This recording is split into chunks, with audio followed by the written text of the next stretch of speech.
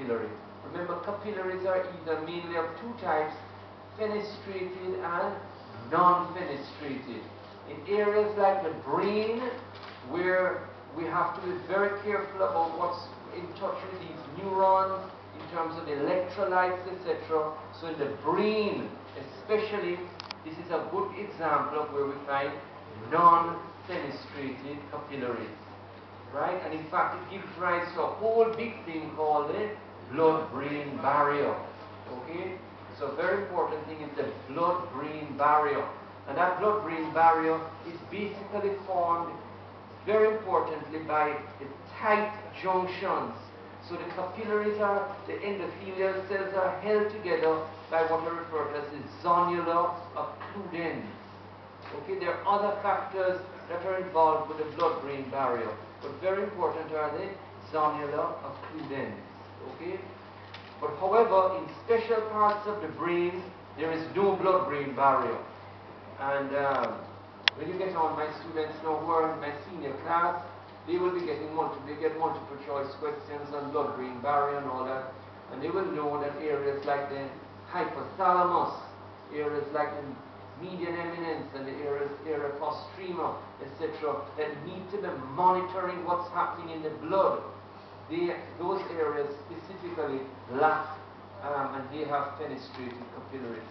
But for the most part, the brain has non-fenestrated capillaries.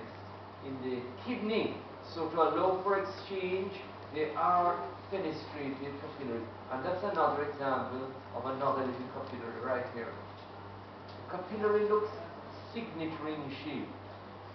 Signet ring shape. Alright? So it's the smallest of the tubules you're going to encounter in the kidney. And there is another capillary. I like this one. This is the one I like right here. There. This boy right here. Okay?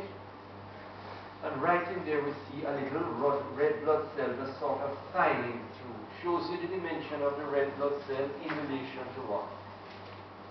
The dimension. Then just allow the little red blood cells to file through. Alright?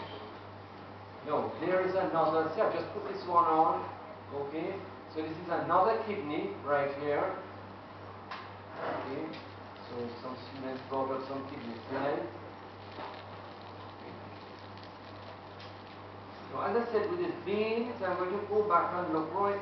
You can see from any slides with marked with veins. You know, this is nasal mucosa. You can see if you see any of these that have veins with them.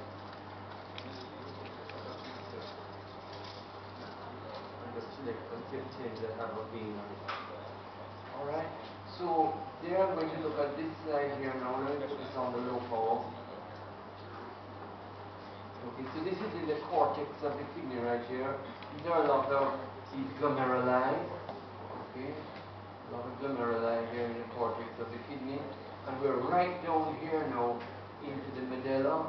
And it's around in this region that I'm seeing a lot of thin segments of the loop of Henle.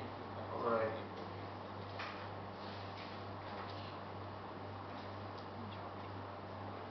Okay, let's look and see.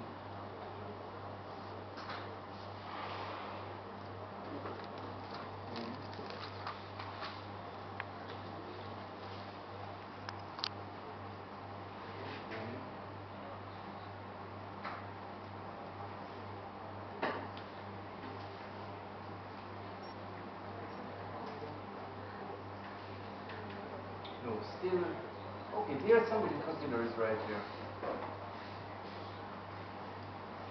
It's another little capillary right here. Right there. It's another capillary right here.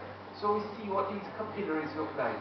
Now I think we've looked at sinusoids. Do you want us to look back at sinusoids? You can identify them in the nasal cavity. You're well versed on them? No. Well, can somebody let me a slide of the nasal cavity? Do I might have? Wait a while, wait. I might have slides of the nasal cavity here. Just a minute here, just a minute. Oh, I have some other arteries here.